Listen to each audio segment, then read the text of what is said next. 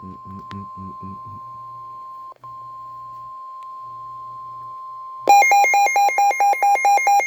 National Weather Service in Mobile has issued a severe thunderstorm warning for central Baldwin County in southwestern Alabama until 12:45 p.m. Central Standard Time.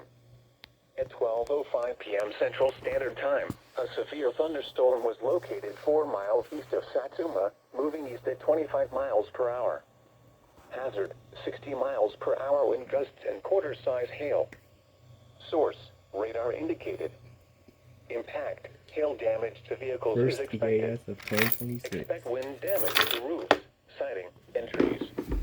Locations impacted include Bay Minette and Stapleton. For your protection, move to an interior room on the lowest floor of a building.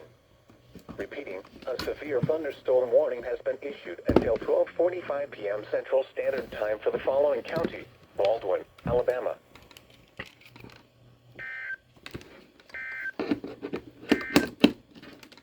This is NOAA Weather Radio.